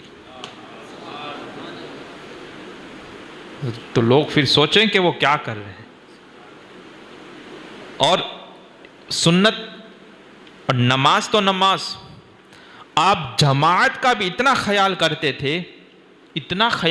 تھے جماعت کا کہ آخری عمر میں جب آپ اٹھ نہیں سکتے تھے، چل نہیں سکتے تھے اور لوگوں کے سہارے وہ چلنا پڑتا تھا، تو آپ لوگوں کے سہارے مسجد میں جاتے اور جماعت سے نماز پڑھتے. پھر ایسا وقت آیا کہ آپ پھر چلنے اس طرح سے بھی چل نہیں سکتے تھے، تو بالکل آخر وقت میں یہ حال تھا کہ آپ کو کرسی پہ اٹھا کر جماعت میں شریک کیا جاتا تھا. کرسی کو لوگ اٹھا کے لے جاتے مسجد تک، اور پھر وہاں پر آپ جماعت سے نماز پڑھتے. اور ایک مرتبہ ایسا ہوا کہ جماعت کا وقت آ گیا اور آس پاس کوئی نہیں تھا اور آپ چل سکیں ایسی پوزیشن میں نہیں تھے، تو آپ گھسیٹتے جانے لگے مسجد، جماعت سے نماز پڑھ. حالانکہ اتنا بڑا امام ہے، وہ اگر یہ کہہ دے کہ میں یہاں پہ نماز پڑھاؤں گا تو مسجد سے زیادہ یہاں پہ تعداد ہو جاتی. یہ کوئی چھوٹی موٹی شخصیت کا، کوئی مولوی کا تھوڑا، یہ کوئی چھوٹا موٹا مولانا تھوڑا تھا، امام تھی. امام سمجھتے ہو، یہ مسجد کے امام کی بات نہیں ہو رہی جس کو مقتدی ڈھونڈنے جانا پڑتا ہے. یہ امام نہیں ہے، یہ اہل سنت کا امام ہے، یہ عشق و محبت کا امام ہے. یہ 14ویں صدی کے مجدد ہیں، اور مجدد کے بارے میں امام ربانی، یہ بھی امام ہے، امام ربانی مجدد الفسانی رحمۃ اللہ علیہ نے لکھا ہے کہ جو وقت کا مجدد ہوتا ہے، صدی کا مجدد ہوتا ہے، وہ اس زمانے کے، اس صدی کے جتنے بھی علماء کرام ہوتے ہیں ان کا بھی سردار ہوتا ہے، اور جتنے اولیاء کرام ہوتے ہیں ان کا بھی سردار ہوتا ہے. مجدد کی پوسٹ وہ ہے کہ علماء ظاہر کا بھی وہ سردار ہوتا ہے، علماء باطن کا بھی وہ سردار ہوتا ہے۔ روحانی لوگ جو ہوتے ہیں اور اولی ولی اور صوفی ہوتے ہیں، ان کا بھی سردار وہ مجدد ہوتا ہے۔ تو یہ وہ مجدد ہے امام اعظم ابو حنیفہ، وہ انگریزوں سے 600 روپیہ مہینے لینے والا مجدد نہیں ہے۔ امام اب وہ اگر یہ کہہ دیتے کہ میں اب چل نہیں سکتا تو میں یہاں پہ نماز پڑھ لوں گا گھر پہ، تو یہاں پہ بھیڑ لگ جاتی۔ لیکن آپ کا تقوی اور حضور صلی اللہ علیہ وسلم کی شریعت پر اور سنت پر عمل دیکھیں۔ اور آخری بار، اچھا جب آپ حج کے لیے روانہ ہوئے 1923 میں، آخری حج کے لیے آپ روانہ ہوئے 1923 میں، یہ تو میں کہتا ہوں کہ اعلیٰ حضرت کو آپ پڑھیں، آپ کھو جائیں گے کہ یہ کون ہے، یہ کیسے ہیں۔ 1923 میں آپ آخری مرتبہ حج کے لیے جب تشریف لے جا رہے تھے تو آگرہ سے گاڑی کو چینج کرنا ہوتا تھا اس زمانے میں، اور آگرہ سے گاڑی کو چینج کرنے میں جماعت چھوٹ جاتی تھی، نماز نہیں، جماعت کی صورت نہیں بنتی تھی۔ اب اس کی ایک صورت یہ تھی کہ پورے ڈبے کو ریزرویشن کر لیا جائے، پورے ڈبے کو ریزرو کرا لیں گے تو کیا ہوتا تھا کہ وہ ڈبے کو کاٹ کر بمبے والی گاڑی میں جوائن کر دیتے تھے، اور اس طرح سے جماعت کی حفاظت ہوتی تھی۔ اعلیٰ حضرت نے حج کے لیے جاتے ہوئے پورا ڈبہ ریزرو کر لیا، اور ڈبہ ریزرو کر لیا۔ اب اس کا قیمت سمجھیں نا آپ، ایک سیٹ سمجھیں، ایک سیٹ، ایک ڈبے میں ہمارے یہاں کتنی سیٹیں ہوتی ہیں؟ 72 سیٹ ہوتی ہیں۔ اب اس زمانے میں، اب آج کا حساب لگائیں کہ فلائٹ کی ایک ٹکٹ ہے، اس کی جگہ پہ پوری فلائٹ ہی بک کر لینی، تو ہمارے وقت پہ اٹھے گی نا، 5-10 منٹ انتظار کرے گی ہمارا۔ ہم کہیں گے فلائٹ کے جانے کا وقت وہ ہے کہ عصر کی نماز جا رہی ہے، ہم کہیں گے کہ پوری فلائٹ میں لے رہا ہوں، پورا بک کرا رہا ہوں، بھلے اکیلا بیٹھوں گا میں، اکیلا پوری فلائٹ بک کرا لیں گے، تو ظاہر سی بات ہے کہ وہ 15 منٹ ہمارا انتظار پھر کرے گی۔ ہم کہیں گے تم کو اب 5:30 بجے نہیں اٹھانا، ہم عصر پڑھ لوں، پھر 5:45-6 بجے آرام سے اڑائیں گے۔ تو آئی بات سمجھ میں؟ کتنا بھاؤ میں فرق پڑتا، وہ بھی سنیں۔ اعلیٰ حضرت پھر جب پہنچے، غالباً ظہر کی نماز کا وقت تھا، تو آپ نے، چونکہ وہ چلتی گاڑی میں نماز نہیں ہوتی تو پھر وہ ٹھہرے تب پڑھنی ہوتی ہے، یا تو اتر کے پڑھنی ہوتی، تو اعلیٰ حضرت نے پورا ڈبہ ریزرو کرا لیا، اور پھر جب نماز کا وقت آیا تو اس آرام سے ظہر کی نماز جماعت سے ادا کی۔ جماعت کا اتنا اہتمام کرتے تھے، نماز کی بات ہی نہیں ہو رہی، اس لیے میں بار بار آپ کو توجہ دلا رہا ہوں کہ نماز کی بات نہیں ہو رہی، نماز کی جماعت کی بات ہو رہی ہے۔ اتنی جماعت سے جب نماز پڑھی، اور ظہر جب نماز جماعت سے پڑھ لی تو وہیں سے اپنے گھر پہ خط لکھا اور کہا کہ الحمدللہ میری نماز جماعت سے ہو گئی، اور اس زمانے میں 235 روپے اور 13 آنا میں پورے کا پورا ڈبہ آپ نے ریزرو کرایا تھا۔ اب 300 روپے میں جب حج ہوتی ہو اور 235 میں اگر کوئی پورا ڈبہ ریزرو کرا رہے، یوں سمجھے کہ 3 لاکھ میں حج ہوتی ہو اور 2.5 لاکھ کی فلائٹ بک کرائی، کتنا خرچہ ڈبل ہو جائے گا نا۔ 3 لاکھ میں اگر حج ہو رہی ہے اگر کمیٹی والوں کی طرف سے، اور اگر کوئی پوری فلائٹ جماعت کے لیے 2.5 لاکھ میں بک کرائے، اور پھر عقیدہ دیکھیں، پھر نظریہ دیکھیں، یہ اعلیٰ حضرت کیا اعلیٰ حضرت ہیں۔ یہی میں کہہ رہا ہوں کہ یہ کیسی شخصیت ہے اور کیسا آپ کا یہ استقامت ہے کہ آپ پھر وہاں سے خط لکھا اور کہا الحمدللہ میری نماز جماعت سے ہو گئی، 235 روپے اور 13 آنے وصول ہو گئے، اب آگے کا سفر میں مفت میں کر رہا ہوں۔ اللہ اکبر، یہ ہے جماعت کا اہتمام، نماز کی جماعت کا اہتمام۔ ایک جگہ پہ پیلی بھیت سے بریلی جا رہے تھے، راستے میں ایک جگہ پر ٹرین رکی تو سید ایوب علی شاہ آپ کے ساتھ تھے، وہ کہنے لگے کہ اعلیٰ حضرت نے جیسے ہی ٹرین رکی، 2 منٹ ٹرین رکتی تھی، آپ نے اللہ اکبر کہہ کر وہ تکبیر کہی اور اقامت کہی اور اللہ اکبر کہہ کر نماز شروع کر دی۔ پیچھے 4-5 لوگ تھے، بولے میں تو ابھی جماعت میں شریک ہونے جا رہا تھا تو میں نے دیکھا کہ وہ جو ٹی ٹی ہے وہاں پہ وہ ہری جھنڈی دکھا رہا ہے، کھڑکی میں سے دیکھا پوری لائن کلیئر ہے، اب گاڑی شروع ہونے والی ہے، تو اب چلتی گاڑی پہ نماز تو ہوگی نہیں، تو اب میں نے کہا اب اعلیٰ حضرت نے نماز شروع کر ہی لی، میں بھی کھڑا ہو گیا۔ اب کیا ہوا، یہاں پہ ہری جھنڈی دکھ گئی ہے، وہاں پہ گاڑی شروع کرنے کی پوری پرمیشن ہے، لائن پٹری بالکل کلیئر ہے، لیکن یہاں پہ جب بندہ اللہ کا ہو جاتا ہے، جب بندہ خدا کا ہو جاتا ہے تو ساری خدائی اس کی ہو جاتی ہے۔ کیا ہوا، اطمینان سے ایسی اچھے طریقے سے آپ نے نماز پڑھی، اور جب دائنا سلام پھر السلام علیکم ورحمت اللہ، تب گاڑی شروع ہوئی اور آگے بڑھی، اور لوگ بولنے لگے سبحان اللہ سبحان اللہ سبحان اللہ۔ اور اعلیٰ حضرت نماز کیسی پڑھتے تھے وہ بھی سنیں۔ علامہ حسین میرٹھی رحمۃ اللہ علیہ فرماتے ہیں کہ یہ سب اصلاح کی باتیں ضروری ہیں۔ اعلیٰ حضرت کہتے ہیں کہ میری 2 رکعت ہوتی تو اعلیٰ حضرت کی 1 ہی رکعت ہوتی تھی۔ لوگ یوں سمجھتے ہیں کہ جو جتنا زیادہ جانتا ہے اس کو گلاٹیاں زیادہ مارنے آتی ہیں۔ ارے نماز ہے، کوئی کثرت تھوڑی ہے، یہ کوئی اٹھک بیٹھک کا کھیل ہے۔ اور لوگوں کا ذہن میں ایسا آ گیا ہے، اور پھر لوگ بھی ایسے ہی ملتے ہیں، امام لوگ باپو لوگ ایسے ہی ملتے ہیں جو بھاگم بھاگ کرتے ہیں، تو اس کو کیا لگتا ہے اپنا کرتا ودھارے جانا اتنے، لیکن اسپیڈ ودھارے ہوئے۔ ہاں کہاں سے یہ مسئلہ نکالا تم نے؟ جو زیادہ جانتا ہے تو رفتار کم ہو جاتی ہے، جس کو جتنا زیادہ صحیح پڑھنا آتا ہے اس کی رفتار کم ہوتی ہے، لیکن لوگوں کو اسپیڈ کا نشہ چڑھا ہوا ہے، لوگوں کو لگتا ہے کہ اسپیڈ سے پڑھنا کمال ہے۔ میں یہی سمجھاتا ہوں کہ اسپیڈ سے پڑھنا کمال نہیں ہے، صحیح پڑھنا کمال ہے۔ اب جلدی پڑھو یہ کمال نہیں ہے۔ آپ 10 منٹ میں 20 رکعت پڑھ لیتے ہو، آپ کہتے ہو 10 منٹ میں 20 رکعت اتنی اسپیڈ ہے۔ میں نے تعریف کرتے سنا لوگوں کو، او اینی اسپیڈ کوئی سورہ یاسین شریف 1.5 منٹ میں پڑھی لے۔ ارے ہم سورہ فاتحہ نہ سورہ اخلاص نہیں پڑھ سکتے اچھے سے، 1 منٹ میں سورہ یاسین پڑھ لیتا ہے، سورہ بقرہ 20 منٹ میں۔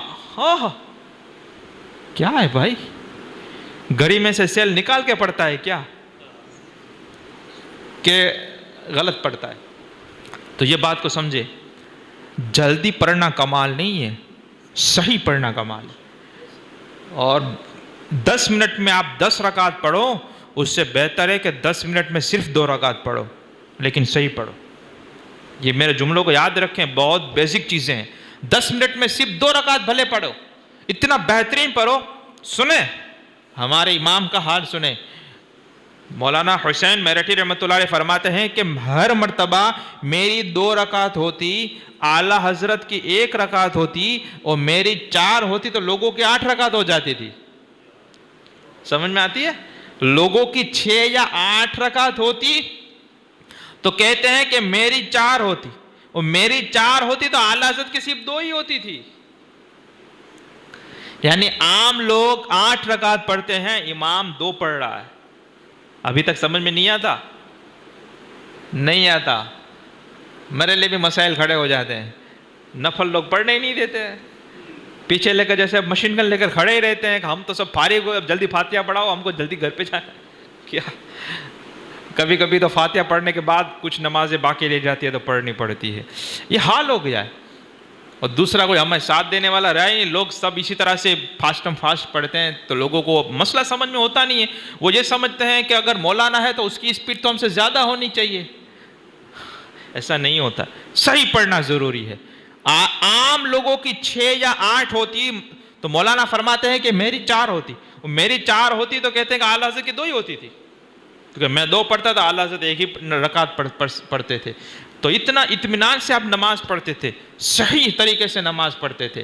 اور 1939 میں 1339 میں جب آپ کا آخری سال تھا تو آپ کو بہت زیادہ شدید مرض لاحق ہوا تھا، اور یہ حال تھا کہ 1921 عیسوی سن مئی جون میں رمضان المبارک کا مہینہ آیا. مئی جون میں کتنی گرمی ہوتی؟ مئی جون میں 1921 میں رمضان المبارک کا مہینہ آیا اور ہجری کے اعتبار سے 1339 چل رہی تھی. اعلیٰ حضرت کا یہ آخری سال ہے ظاہری زندگی کا. اس وقت یہ حال تھا کہ آپ کے مزاج میں ویسے بھی گرمی تھی اور گرم موسم کی وجہ سے آپ کے لیے فتویٰ یہ تھا کہ آپ اس وقت روزہ نہ رکھنے کی آپ کو اجازت تھی. روزہ رکھ ہی نہیں سکتے تھے، یہ حالت تھی. لیکن آپ نے اپنے لیے فتویٰ یہ دیا کہ میں بریلی میں روزہ نہیں رکھ سکتا، لیکن اتراکھنڈ کے نینی تال میں پہاڑی علاقوں میں سردی ہوتی ہے، وہاں پہ تو رکھ سکتا ہوں نے. آپ نے صرف رمضان کے روزے رکھنے کے لیے اتر پردیش بریلی شریف سے اتراکھنڈ نینی تال میں کوئی جو پہاڑی علاقہ ہے جہاں پہ سردی کا ماحول ہوتا ہے وہاں پہ تشریف لے گئے اور وہاں پہ ٹھنڈک کی وجہ سے پھر آپ نے روزے رکھے. یہ ہوتا ہے امام ایسے بنتا ہے. تم کیا چرسی بھنگیری کو ولی سمجھ رہے ہو؟ ایسو کو ولی سمجھ رہے ہو جس کو ولی کا اب میں کیا بولوں. جیسا ابھی پڑھنے کی بات ہوئی، کچھ لوگ میرے خیال سے وقت بھی اب باتوں کو سمیٹ لینا چاہیے کیونکہ باتیں تو ایسی ہیں کہ میں کہتا ہوں نا کہ 100 سال گزر گئے ابھی تک اعلیٰ حضرت کی باتیں ختم نہیں ہوئی اور ختم ہوگی بھی نہیں. آپ کے بارے میں علماء حرمین نے یہ فرمایا، جیسے ایک مسئلہ نکلا تھا کرنسی نوٹ کا. اس پہلے زمانے میں سکے ہوتے تھے، پھر جب انگریزوں نے نوٹیں چھاپی تو پوری دنیا میں یہ جائز ہے یا ناجائز ہے، حرام ہے، اس کا مسئلہ چلنے لگا. اب بات پہنچتے پہنچتے مکہ شریف اور مدینہ شریف کے علماء تک، یہی ہمارے مرکز، وہاں تک باتیں پہنچی. وہاں کے مفتیان کرام سے یہ سوال ہوئے. الازہر یونیورسٹی ہماری، مصر، کائرو، بغداد، بڑے بڑے علماء کے پاس وہ سوال ہوئے. انہوں نے سوال پڑھے، اپنی اپنی تحقیقات پیش کی، لیکن کہا کہ ہم کو یہ مسئلہ سمجھ میں نہیں آ رہا ہے. آخرکار انہوں نے یہ لکھا کہ یہ جو مسئلہ جس علماء کو سمجھ میں آتا ہے، یہ مسئلے کو واضح کرنا اور لوگوں کو بتانا یہ امانت ہے. اس کے گلے میں اللہ کی امانت ہے، وہ اپنی امانت ادا کرے اور لوگوں کے سامنے اس مسئلے کا وضاحت فرمائے. دنیا بھر کے علماء کرام خاموش ہیں، ان کو یہ سمجھ میں نہیں آ رہا کہ یہ جائز ہوا یہ نوٹ. اب میں فقہی باریکیوں میں نہیں جا رہا ہوں کہ کس طرح سے وہ پیچیدگیاں کھڑی ہوتی تھی. یہ مسئلہ جب امام احمد رضا کی بارگاہ میں آیا، آپ نے اپنا قلم اٹھایا اور کیا لکھا؟ آپ نے پورا کتاب رسالہ تحریر فرمایا، کفل الفقیہ الفاہم فی احکام قرطاس الدراہم. جب وہ عرب کے علماء اور وہاں کے حکماؤں کے پاس وہ پہنچا، اور جب انہوں نے دیکھا تو کہا کہ ہم نے بھی تو یہ پڑھا ہوا ہے، ہمارے ذہن سے یہ باتیں باہر کیوں چلی گئی؟ اور بے شک یہ وہ عالم ہے کہ دنیا بھر کے علماءوں کا سردار ہے. اور آپ کی تحریروں کو دیکھ کر عرب کے علماء کرام نے، مکہ شریف اور مدینہ شریف کے علماء کرام نے یہ کہا کہ یہ ہذہ معجزۃ من معجزتی رسول اللہ، کہ یہ رسول اللہ کے معجزوں میں سے ایک معجزہ امام احمد رضا ہے. اور آپ جانتے ہیں معجزہ سمجھ میں نہیں آتا. انگلی اٹھاؤ، چاند کے 2 ٹکڑے ہوئے، ساری سائنس اور ایسٹرو فزکس وہاں پہ فیل ہو جاتی ہے. پانی میں ہاتھ ڈالو اور انگلیوں سے چشمے بہنے لگے، سائنس فیل ہو جاتی ہے. آنکھ نکل جائے یا ٹانگ ٹوٹ جائے اور سید المرسلین اگر اپنا پاکیزہ لعاب دہن وہاں پہ لگا دے تو ٹانگ ہاتھ جڑ جاتے ہیں، آنکھ لگ بھی جاتی ہے، روشن بھی دیتی ہے اور دوسری سے زیادہ خوبصورت نظر آتی ہے. سائنس، میڈیکل سائنس کے پاس اس کا جواب نہیں ہے. یہی بات امام احمد رضا کے بارے میں ہے کہ لوگ اس کو پڑھتے ہیں اور پڑھ کے یہ بات کو تسلیم کر لیتے ہیں کہ واقعی یہ رسول اللہ کے معجزے میں سے ایک معجزے کا نام امام احمد رضا خان ہے. کیسا کیسا لکھا.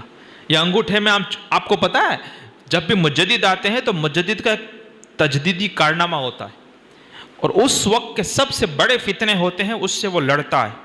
لیکن امام احمد رضا ہیں تو کتنے فتنے تھے آپ کو پتا ہے؟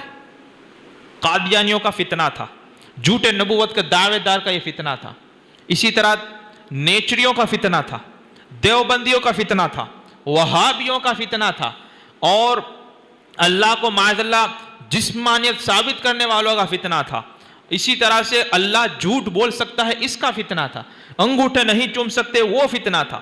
کتنے مسائل، مزار پہ نہیں جا سکتے، عرس نہیں منوا سکتے، اس کا فتنہ ہے. اسی طرح سے یہ سنیوں میں جو فتنے ہیں، تعزیہ داری کا فتنہ، عورتوں کا مزار پہ جانے کا فتنہ، میت کا کھانے کا فتنہ، اور طرح طرح کے. امام احمد رضا نے آئے اور پھر کیا کہا، ملک سخن کی شاہی تم کو رضا مسلم، جس سمت آ گئے ہو سکے بٹھا دیے ہیں. اور کیسے سکے بٹھائے آپ کو پتا ہے؟ یہ انگوٹھے چومنے کے بارے میں پوچھنے والے نے پوچھا اور اہل خبیثوں نے ادھر ادھر کی باتیں کی، تو آپ نے کیا جواب دیے؟ آپ نے پورا ایک رسالہ لکھا، منیر العین فی حکمی تقبیل الابہامین. انگوٹھے چومنے کے بارے میں آپ نے لکھا، جس میں آپ نے 30 وہ نکات بیان کیے، 12 افادے فرمائے، اور ہر ایک کے تحت اصول حدیث کے ایسے سمندر بہائے، اور پھر ایسے ڈھیر سارے دلائل سے ثابت کیا کہ جو انگوٹھے چومے گا اذان کے وقت اور اقامت کے وقت، مرتے دم تک اس کو اندھاپا نہیں آئے گا. اسی طرح جو خطبے میں ہم اذان دیتے ہیں مسجد کے باہر، پہلے یہاں پہ امام کے سامنے دی جاتی تھی، اعلیٰ حضرت نے یہ جواب دیا. اسی طرح قبر پہ ہم اذان دیتے ہیں دفن کرنے کے بعد، اور لوگ ادھر ادھر کی باتیں کرنے لگے. امام نے قلم اٹھایا، ایذان الاجر فی اذان القبر، اور ثابت کر دیا.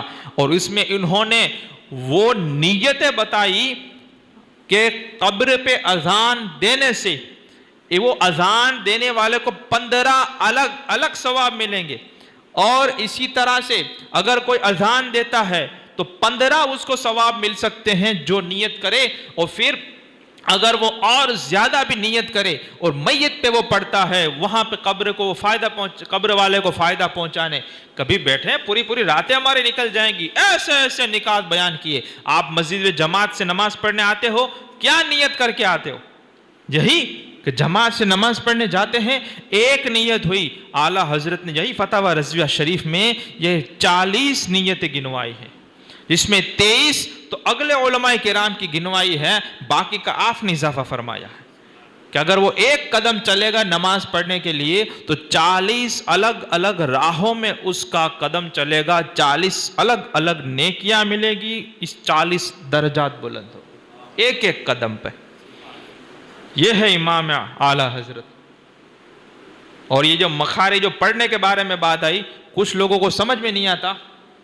یہ اعلیٰ حضرت نے یہ جو ضاد آتا ہے، ضاد، صاد اور ضاد حروف مستعلیہ، ضاد پڑھتے پڑھتے اچھو کی چہروں کا جیوگرافیہ چینج ہو جاتا ہے. زبان کو کہاں سے کہاں لگاتے ہیں اور نکلتا بھی نہیں ہے.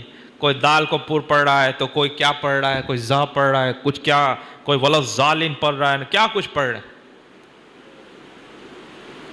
اور اعلیٰ حضرت نے اس سلسلے میں 2 رسالے لکھے، نعم الزاد لروم الضاد، اور دوسرا لکھا الجام الصاد عن سنن الضاد. یہ ہے کہ صرف ضاد کہاں سے ادا ہوگا، کیسے ادا ہوگا، کیسے نہیں ہوگا، اس سلسلے میں آپ نے رسالے لکھا. اور آج لوگوں کو پتہ نہیں مجدد کیسوں کو بنا لیتے ہیں. اچھا داڑھی کے بارے میں سن لیں. داڑھی رکھنا کیا ہے؟ کتنی رکھنا؟ 1 مٹھی کہ خسخسی؟ اعلیٰ حضرت نے اس سلسلے میں ایک رسالہ لکھا، لمعۃ الضحیٰ فی اعفاء اللحیٰ. اس میں آپ نے 12 آیت کریمہ قرآن شریف کی آیتیں، 78 حدیثیں اور 60 اقوال بزرگان دین سے 150 دلائل دے کر ثابت کیے کہ داڑھی شریف کو 1 مٹھی رکھنا واجب ہے اور 1 مٹھی سے گھٹانا یہ حرام ہے. اور اس سلسلے میں جو عذاب کی وعیدیں اور دھمکی آئی ہیں، جو سزا، وہ بھی آپ نے ذکر فرمایا. اور آج تو داڑھی منڈے کو لوگ مجدد سمجھ رہے ہیں، اور یہ وہی جس کو مخارج سے پڑھنا بھی نہیں آتا، وہ پینٹ شرٹ والے کو، ٹائی والے کو، سب کو مجدد سمجھ رہے ہیں، اور لوگ وہاں سے دین لے رہے ہیں علماء کے پاس۔ بولے علماء کیا جانتے ہیں اور کس سے دین سیکھ رہے ہیں؟ کوئی ڈاکٹر کے پاس جا رہا ہے، کوئی پروفیسر سے سیکھ رہا ہے، کوئی انجینئر اور پلمبر سے سیکھ رہا ہے، تو کوئی ایڈوکیٹ سے سیکھ رہا ہے، کوٹ ٹائی پین والوں سے سیکھ رہے ہیں۔ اور کیا ہوگا پھر؟ تو آج کے دور میں اگر ایمان کی سلامتی آپ کو چاہیے تو ایک کا ایک ماتر ہے، وہ ہے مسلک اعلیٰ حضرت۔ آج ہم اس دور میں آ گئے ہیں کہ اعلیٰ حضرت کا نام ہوتا ہے تو کچھ لوگوں کو اچھا نہیں لگتا ہے، وہ کہتے ہیں اعلیٰ حضرت کیوں کرتے ہو؟ ان کو پتہ نہیں کہ اعلیٰ حضرت ہی ہے کہ جس کی وجہ سے، اچھا میت سنتا ہے کہ نہیں سنتا ہے؟ اس کی دلیل آپ جانتے ہو؟ اعلیٰ حضرت نے قلم اٹھایا اور پھر حیات الاموات، سماع الاموات، اس میں آپ نے 77 حدیثیں اور 400 دلیلوں سے ثابت کیا کہ مرنے کے بعد آدمی سنتا بھی ہے اور دیکھتا بھی ہے۔ کتنی کتابوں کے میں نام گنواؤں، کتنے حوالے دوں۔ قادیانیوں کے خلاف لکھا، قہر الدیان، یہ آپ کے قادیانیوں کے خلاف کئی ساری کتابیں ہیں جو سبحان السبوح عن عیب کذب مقبوح، اللہ جھوٹ بول سکتا ہے، اس کے بارے میں لکھا۔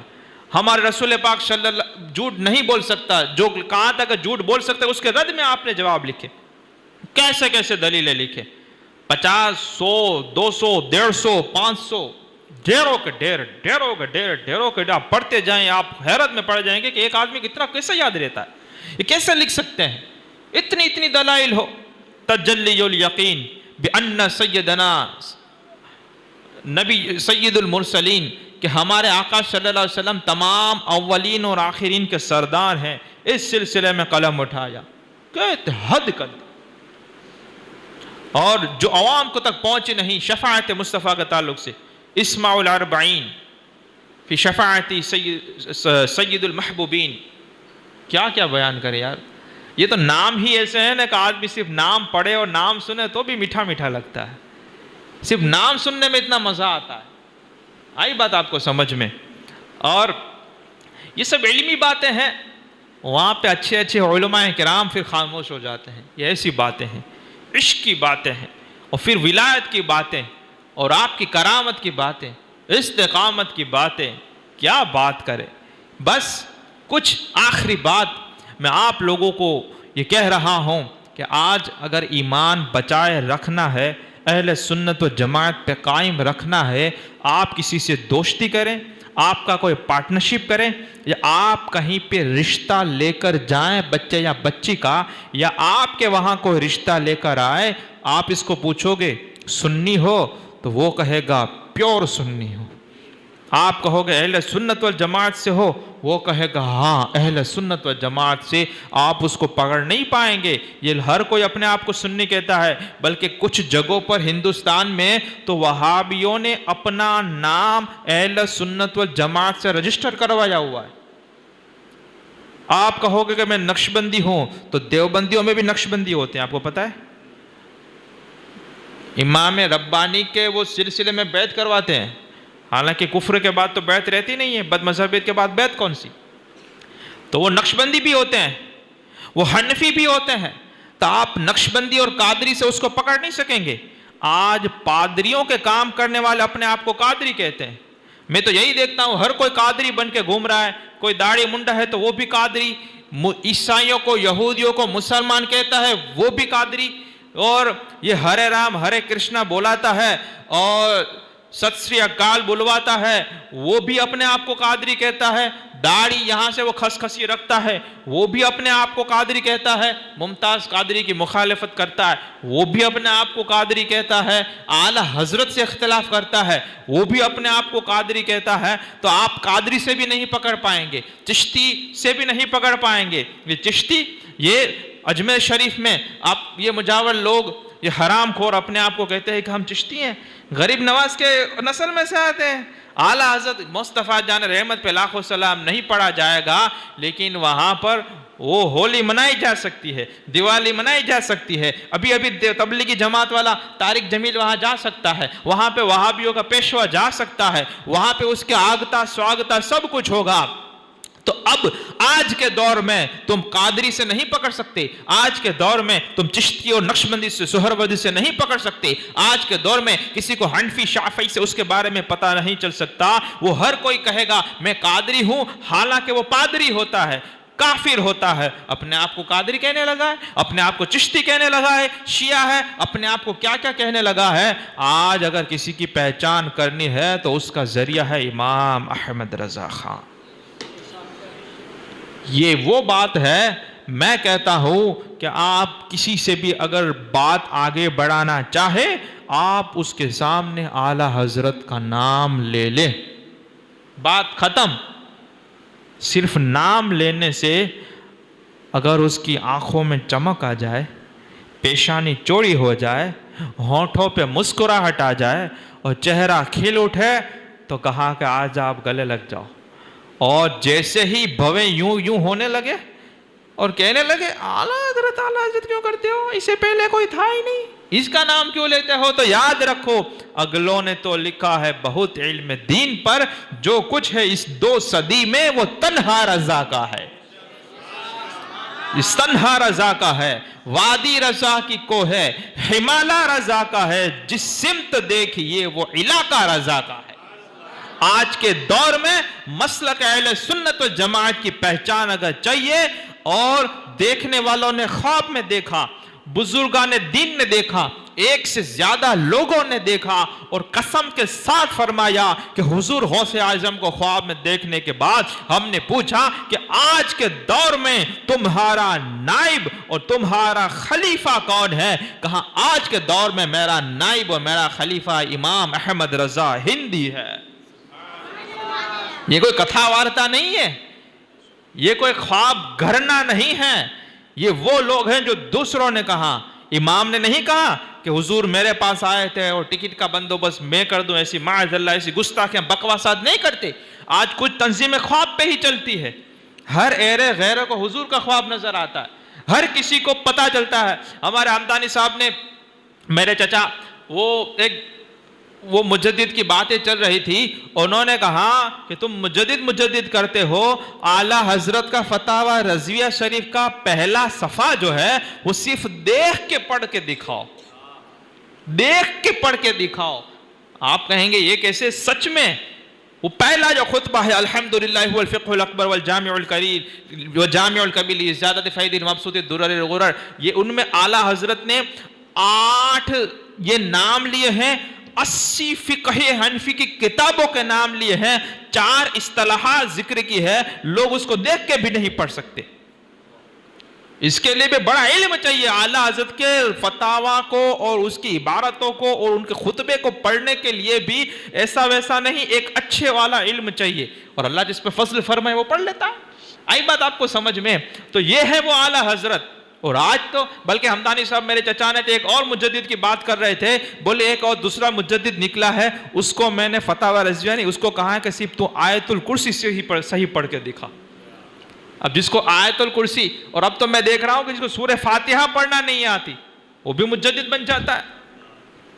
اور ایسوں کو مل بھی جاتے ہیں لوگ، اس کے چاہنے والے بھی مل جاتے ہیں، اس کو ولی ماننے والے بھی مل جاتے ہیں. اور پتہ نہیں عجیب و غریب طرح کے لوگ. اور کون ہوتے ہیں؟ یہی جو اپنے آپ کو کچھ سمجھتے ہیں، کچھ ڈاکٹر بن گیا، کوئی انجینئر بن گیا، آئی ایم سم تھنگ کے نشے میں چڑھ گئے، پھر ایسے کسی بھی چرسی بھنگیری اور جاہل کے پیچھے لگ جاتے ہیں. اعلیٰ حضرت کو پڑھتے ہمارے علماء فرماتے ہیں، اور میں بھی یہی مانتا ہوں کہ جس کو اپنے علم کا نشہ چڑھے اور جس کو لگے کہ میں تو بہت کچھ جانتا ہوں، وہ فتاوی رضویہ کھول کے بیٹھے. بڑے سے بڑا عالم جب فتاوی رضویہ پڑھنے لگتا ہے 2-4 صفحے کے بعد اس کو لگتا ہے کہ میں تو زیرو ہوں، مجھے تو کچھ آتا ہی نہیں ہے. بڑے بڑے علماء کی بات کر رہا ہوں. تبھی تو اعلیٰ حضرت کر رہے ہیں. کیا 105 سال میں اور کوئی بڑا ہوا ہی نہیں؟ اعلیٰ حضرت کون ہے؟ ایک ایسی شخصیت، کوئی یونیورسٹی نہیں، کوئی دارالعلوم نہیں، لیکن آپ کی تربیت نے وہ کام کیا کہ کسی کو مفتی اعظم بنا دیا، کسی کو مفسر اعظم بنا دیا، کسی کو حجت الاسلام بنایا، کسی کو محدث اعظم بنایا، کوئی صدر الشریعہ ہے، کوئی صدر الافاضل ہے۔ آئی بات سمجھ میں؟ یہ وہ چیزیں، وہ ہیں ہستیاں کہ ایک مرد واحد نے وہ کام کیے کہ فقہ میں اگر کسی کو نوازتے ہیں تو اس کو مفتی اعظم بنا دیتے ہیں، حدیث میں کس کو نواز دے تو وہ محدث اعظم بنا دیتے ہیں، تفسیر میں نواز دے تو مفسر اعظم بنا دیتے ہیں، اور دلائل میں کسی کو نواز دے تو حجت الاسلام بنا دیتے ہیں۔ اور پھر آج جو کوئی بھی ہے پورے انڈیا، پاکستان اور افریقہ اور کئی جگہوں پر آپ کو جو سنیوں کے علماء کرام ملیں گے تو دوسرے تو نہیں لیکن تیسرے چوتھے میں آپ کو استاذ یا دادا استاذ کے استاذ یا دادا استاذ کے دادا استاذ امام احمد رضا خان ہی ملیں گے، اعلیٰ حضرت ہی وہاں پہ ملیں گے۔ تو آج آپ زیادہ کچھ نہیں جانتے، آپ اس کو یہ مت پوچھو کہ تو درگاہ پہ جاتا ہے کہ نہیں جاتا۔ طارق جمیل بھی جاتا ہے، یہ مفتی طارق مسعود، وہ سفید کپڑے والا، وہ جوکس کرتا ہے، وہ فلموں کی باتیں کرتا ہے، وہ شیطان، یہ ابھی تک کہتے ہیں کہ یہ یا رسول اللہ کہنا شرک اور میلاد منانا بدعت، مزاروں پہ جانا ناجائز اور حرام، اور کالی ماتا کے مندر میں چلا گیا۔ بولے یہ چلتا ہے، سچ میں بولتا ہوں، یہ جگ جاہر باتیں ہیں، اور میں تو ابھی یہ سب دیکھتا نہیں ہوں لیکن مجھ تک یہ باتیں پہنچ جاتی ہیں۔ اب کتنی مشہور وہ باتیں ہوئی ہوں گی۔ ابھی تک کہتا ہے کہ غریب نواز پہ نہیں جا سکتے، طارق جمیل غریب نواز پہ گیا تو طارق مسعود اس کا یہ بھی طارق۔ طارق کا ایک مطلب ہوتا ہے ایک تو وہ، اور ایک طارق کا مطلب ہوتا ہے اندھیرا۔ یہ سب اندھیرے والے ہیں، یہ جہالت کے اندھیروں میں ہیں، یہ گمراہیوں کے اندھیروں میں ڈوبے ہوئے ہیں۔ تو یہ اجمیر کوئی جاتا ہے اس کو روکتے ہیں، اور اس نے پورا قافلہ لے کر ولاگ بنایا، کالی ماتا کے مندر کی زیارت کی اس نے، بس۔ تو آپ سمجھے؟ تو آپ کسی کو پوچھیں گے مزار پہ جاتے ہو، یہ مزار پہ نہیں مندر پہ بھی چلے جائیں گے، تو اس سے آپ نہیں پکڑ سکتے۔ اس کو صرف یہی کہنا ہے کہ بریلی کے بارے میں کیا کہہ رہا ہے، اعلیٰ حضرت کے بارے میں بتا۔ یاد رکھ آج یہ فتنہ چلا ہے، یہ جو لوگ کم نظر آتے ہیں، تو اس کی ایک وجہ تو یہ ہو سکتی ہے کہ آپ تک لوگوں نے اعلیٰ حضرت کو پہنچایا نہیں، ورنہ یقین مانے مسجد میں قدم رکھنے کی جگہ نہیں ہوتی۔ بریلی شریف دیکھے تو صحیح، اعلیٰ حضرت کے پرپوتے حضور تاج الشریعہ علیہ رحمہ جب وصال فرما گئے، آپ کو پتہ نہیں انٹرنیشنل فلائٹیں چلی تھی اس دن، انٹرنیشنل لوگ آئے ہوئے تھے، فلائٹ میں صرف نماز جنازہ میں حاضری کے لیے تشریف لائے۔ تو اعلیٰ حضرت کے بارے میں کیا آپ کا خیال ہے؟ اور یہاں پہ اگر چند لوگ نظر آتے ہیں تو اس کا مطلب کیا ہے؟ ایک تو یہ اس کی وجہ ہے، ایک تو وجہ یہ ہے کہ آپ تک اعلیٰ حضرت کو پہنچایا نہیں گیا، جان بوجھ کر نہیں پہنچایا گیا، اور دوسرا اعلیٰ حضرت کے بارے میں غلط پہنچایا جا رہا ہے۔ کیسا سب؟ ایک بات مجھے یاد آ گئی، میں کر دوں؟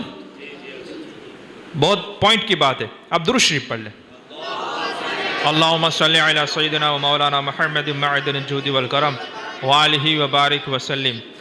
آج یہ دور ہے کہ لوگ کہتے ہیں، جب ہم کہتے ہیں نا فتوے کے بارے میں ابھی کہ اعلیٰ حضرت نے لکھا ہے، تو لوگ کیا کہتے ہیں پتہ ہے؟ اب یہ لوگ نکلے ہیں، یہی لباس میں ہوں گے، امامہ بھی ہوگا، داڑھی بھی ہوگی، جبہ بھی ہوگا، شیخ طریقت رہبر شریعت بھی اپنے آپ کو کہلواتے ہوں گے، 200-500 مرید بھی ہوں گے۔ اس سے جب کہا جائے کہ اعلیٰ حضرت نے لکھا ہے تو مطلب کیا ہوتا ہے؟ اب کسی کو تحقیق کرنے کی بات مجال ہے؟ اعلیٰ حضرت سے آگے کوئی بڑھ سکتا ہے؟ نہیں بڑھ سکتا۔ ان کے بارے میں خاتم الاکابر حضرت سید شاہ آل رسول ماروی کا قولنا یہ ہے کہ جب آپ اور آپ کے والد حاضر ہوئے، اعلیٰ حضرت کو مرید بنایا، تمام خلافت اور سلاسل کی اجازتیں سب عطا فرمائی۔ لوگوں نے کہا حضرت آپ کے وہاں تو بڑے بڑے مجاہدات اور ریاضات ہوتی ہے، ان دو باپ بیٹوں کو ایسا ہی سب آپ دے دیا، پہلی ملاقات میں نواز دیا۔ انہوں نے کہا کہ لوگ ہمارے پاس آتے ہیں، دل میلے کچیلے ہوتے ہیں، تو ہم ان کو مجاہدات اور ریاضات کراتے ہیں، اس کے بعد اس کے دل کو چمکاتے ہیں، منور اور مجلہ ہوتا ہے، بعد میں ہم اجازت اور خلافت عطا فرماتے ہیں۔ لیکن احمد رضا اور ان کے والد آئے تو وہ دل کو صاف شفاف لے کر آئے تھے، ان کو صرف نسبت کی ضرورت تھی، وہ ہم نے عطا کر دی۔ اور آل رسول ماروی رحمۃ اللہ علیہ، ماررہ شریف، یہ بھارت میں یہ برکات، یہ قادریہ سلسلے کی راجدھانی ہے۔ یہ قادریہ سلسلے کی راجدھانی، ایک ہی چھت کے نیچے 11 کتب آرام فرمائے۔ وہ ماررہ شریف، خاتم الاقابی سید شاہ آل رسول ماروی رحمۃ اللہ علیہ یہ فرماتے ہیں کہ مجھے ایک کھٹکا رہتا تھا، مجھے ایک خیال ستاتا تھا، میں اللہ کی بارگاہ میں جاؤں گا، اللہ پوچھے گا آل رسول میں نے تجھے دنیا میں بھیجا تھا، تو میرے لیے کیا لے کر آیا؟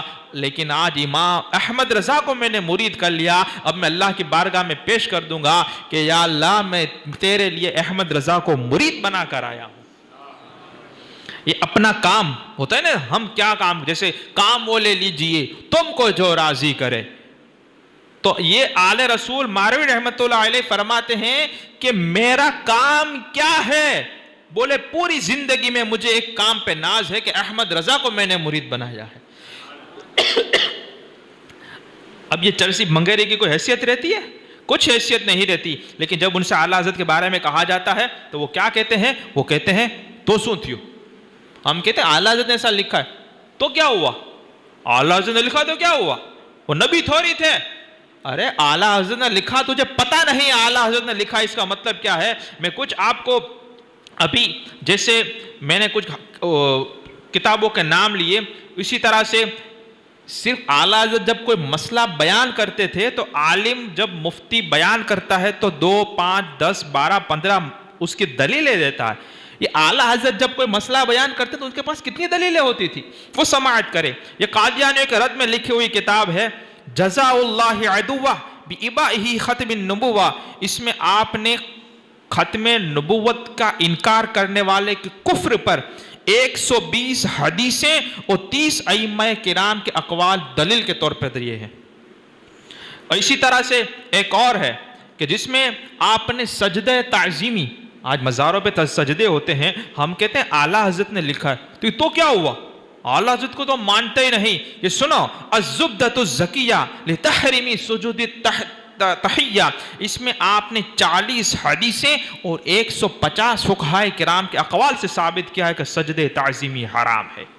اور اسی طرح یہ داڑھی کے مسئلے میں میں نے کہا کہ یہ لمعۃ الضحیٰ فی اعفاء لحا، اس سلسلے میں آپ نے 150 دلائل دیے۔ اس کے سوا ایک اور یہ بھی آپ سماعت کریں اور آپ سنتے جائیں کہ یہ اعلیٰ حضرت کی کیا ہے، کوئی اتنی دلیلیں لے سکتا ہے؟ کوئی علماء یہ بتا سکتا ہے؟ یہ سوچیں، یہ میت پر دوبارہ نماز جنازہ پڑھنا کیسا ہے، اور جب میت حاضر نہ ہو تو نماز جنازہ پڑھی جائے گی کہ نہیں پڑھی جائے گی، اس کا جواب کیا ہے؟ اور دلیل دینے والا کتنی دلیل دے گا؟ حضرت حضرت ہوتا ہے، اعلیٰ حضرت اعلیٰ حضرت ہوتا ہے۔ آپ نے الہادی الحاجب عن جنازت الغائب، اس میں 86 کتابوں سے 230 دلیلیں دی۔ میں پوچھتا ہوں 86 کتابوں کو کبھی دیکھا بھی ہے؟ اچھا، 86 کتابوں کے نام بھی سنے ہیں؟ تو بس یہی میں کہتا ہوں کہ اپنے آپ کو سویکار لینا چاہیے۔ آج بڑے بڑے عالم اور مفتی اپنے آپ پگڑی رکھ دیتے ہیں، امام احمد رضا کا نام آتا ہے، امام احمد رضا تو امام احمد رضا ہے۔ یہ تاج الشریعہ کا جب نام آتا ہے، فتویٰ آتا ہے تو لوگ خاموش ہو جاتے ہیں۔ وہاں پر تو فقہی سیمینار وہاں پہ ہوتے تھے بریلی شریف میں، ابھی بھی ہوتے ہیں، اور تاج الشریعہ ایک طرف، اب 400-500 علماء کرام اپنے مقالے لکھ رہے ہیں، تقریریں کر رہے ہیں، مسائل دے رہے ہیں، تحقیقات پیش کر رہے ہیں، یہ ہو رہا ہے، اعتراض کر رہے ہیں، ایک کچھ ہو رہا ہے۔ فیصل بورڈ میں تاج الشریعہ بیٹھے ہوئے، وہاں پہ نتیجہ پہنچتا ہے سارے علماء کی دلیلیں، سارے علماء کرام کے حوالے، سارے علماء کرام اور علماء یعنی کہ مفتیان کرام کے حوالے، اور ان کے تمام جتنی بھی تحقیقات ہوتی تھی، ان کا جتنا بھی فقہ ہوتا تھا، سب ایک طرف رہتا تھا، تاج الشریعہ کا ایک جملہ سب پہ بھاری پڑ جاتا تھا۔ یہ پڑ پوتے کا یہ عالم ہے۔ غلط بات ہوتی تو ضرور مفتیان کرام کہتے کہ حضرت فلاں کتاب میں تو یوں ہے، فلاں جگہ پہ تو یوں ہے۔ تمام کے تمام 2-2 مہینے، 4-4 مہینے، 6-6 مہینے کتابیں ڈھونڈ ڈھونڈ کر تحقیقات کر کر کے نئے جو مسئلے کھڑے ہوتے ہیں وہ اپنی تحقیقات پیش کرتے، فیصل بورڈ کے سامنے ہوتے، محدث کبیر ہوتے، وہاں پہ تاج الشریعہ ہوتے، اس تمام کی تحقیقات ایک طرف ہوتی، تاج الشریعہ صرف ایک جملہ بولتے تھے کہ یہ جائز ہے یا ناجائز ہے یا فلاں کتاب میں یا سارے کے سارے خاموش ہو جاتے، کچھ سمجھ میں نہیں آتا ہے۔ لیکن یہاں پہ تو جس کو الف با تا ثا پڑھنا نہیں آتا، فوز مبین در رد حرکت زمین، زمین اور آسمان ساکن ہے، اس سلسلے میں پوری 105 دلیلیں دی۔ پھر منی آرڈر جو چلا اس زمانے میں نکلا تھا، تو یہ جائز ہے ناجائز ہے، اس سلسلے میں المنا والدرر لمن عمد منی آرڈر، اس پر تقریباً 100 دلیلیں آپ نے پیش کی۔ اللہ اکبر۔ اسی طرح المحجۃ المؤتمنہ فی آیت الممتحنہ، اس میں 73، اور ابو طالب کے ایمان کے مسئلے میں لوگوں کو ضروریت دین کا پتہ نہیں، ابو طالب پہ ایمان پہ بات کر رہے ہیں۔ اعلیٰ حضرت امام احمد رضا نے شرح المطالب فی مبحث ابی طالب میں 130 دلیلیں دی ہیں۔ ہے کسی کے بات کی طاقت؟ شرح المطالب فی مبحث ابی طالب میں 130۔ اور پھر اولیاء کرام سے مدد مانگنا، غیر اللہ سے مدد مانگنا، پھر وہ مدد کرتے ہیں یا نہیں کرتے ہیں، اس سلسلے میں برکات الامداد لأہل الاستمداد میں 103 دلیلیں دی۔ اور پھر اس کے بعد یہ صلاۃ غوثیہ مغرب کے بعد خاص کر کے پڑھی جاتی ہے، حضور غوث پاک سے جو طریقہ جو آ جائے بہجت الاسرار شریف میں، انہار الانوار من یبم صلاۃ الاسرار، اس میں 38 سے زائد دلیلیں آپ نے ارشاد فرمائی۔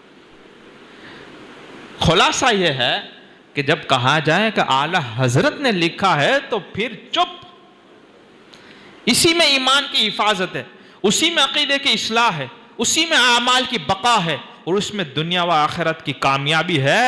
یہ مسلک اعلیٰ حضرت، یہی مسلک اہل سنت و جماعت ہے۔ اور یہ مدنی میاں شیخ الاسلام فرماتے ہیں کہ میرے والد ماجد یہ محدث اعظم یہ ہمیشہ دین اسلام یعنی کہ مسلک اعلیٰ حضرت کی خدمت کرتے رہے۔ تو بڑے بڑے کو کسی کو کوئی اختلاف نہیں تھا، نہ مسلک اعلیٰ حضرت کے نام سے کسی کو اختلاف تھا، نہ مسلک اعلیٰ حضرت سے اختلاف تھا، نہ اعلیٰ حضرت کی ذات اور تحقیقات سے کسی کو اختلاف تھا۔ لیکن زمانے کے چلتے ہوئے یہ لوگ نکلے جو اپنی کم عقلی کی بنیاد پر تمہارے ذہنوں میں ایسی ویسی باتیں ڈالتے ہیں اور ایک شگوفہ چھوڑ دیتے ہیں، اور لوگوں کے ذہن میں آتا ہے اعلیٰ حضرت نے لکھا ہے تو کیا ہوا، گیا کام سے۔ اعلیٰ حضرت نے لکھا ہے تو کیا ہوا؟ ارے یہی سب کچھ ہو گیا کہ جب امام نے فرما دیا تو بات ختم ہو گئی۔ تو اللہ تعالیٰ مجھے اور آپ کو مسلک اعلیٰ حضرت پہ استقامت عطا فرمائے اور ایمان کی سلامتی چاہیے۔ حضور نے فرمایا کہ میرے بچے کو، اپنے بچوں کو یہ قرآن سکھاؤ، قرآن کی محبت، میری محبت اور میرے صحابہ کی اور اہل بیت کی محبت سکھاؤ۔ میں کہتا ہوں کہ آج کے دور میں جس کو تم اعلیٰ حضرت تک پہنچا دو گے تو قرآن کی محبت پہ آ جائے گی، رسول پاک کا عشق مصطفیٰ آ جائے گا، صحابہ اور اہل بیت کے تمام کی محبتیں اور جو اس کے بارے میں عقائد ہیں، نظریات ہیں، وہ تمام کے تمام آ جائیں گے۔ اور پھر مسلک اعلیٰ حضرت سے کوئی پیر ہو، کوئی عالم ہو، کوئی امام ہو یا استاذ ہو، تم کو لگے کہ یہ تھوڑی ادھر ادھر باتیں کر رہا ہے، اعلیٰ حضرت کے بارے میں، احمد رضا کے بارے میں، بریلی کے بارے میں ادھر ادھر کچھ بات کرتا ہے، فتاوی رضویہ کے بارے میں کچھ ادھر ادھر کی بات کرتا ہے، تو اس کو اکھاڑ کے پھینک دو۔ یہی اسی میں تمام کی ایمان کی حفاظت ہے اور نسلوں کی بھی حفاظت ہے۔ آپ نے آریوں کے خلاف بھی لکھا ہے، ابھی تو وہ میں بات نہیں کر رہا ہوں۔ گائے کی قربانی یہ ابھی جو چل رہی ہے اس زمانے میں بھی تھا کہ گائے کی قربانی نہیں کرنی چاہیے، ہندوؤں کو تکلیف ہوتی ہے، امام نے لکھا ہے۔ کون سا وہ ٹاپک ہے کہ امام نے اس پر چھوا نہیں؟ اللہ تعالیٰ مجھے اور آپ کو ایمان کی سلامتی نصیب فرمائے، اسلامی زندگی اور مسلک اعلیٰ حضرت پر ہمارا سب کا خاتمہ بالخیر فرمائے۔ کل دوپہر 2:38 پر آپ کا وصال کا وقت ہے۔ کل شریف ہماری مسجد میں ہوگا انشاءاللہ، اور نیاز شریف کا بھی اہتمام ہے، آپ حضرات ضرور کریں۔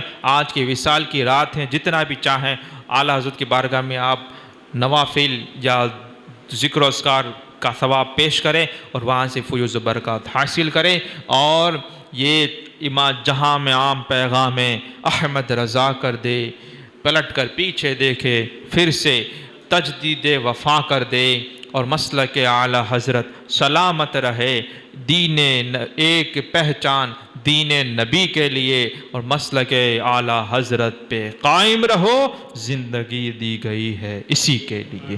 السلام علیکم ورحمۃ اللہ۔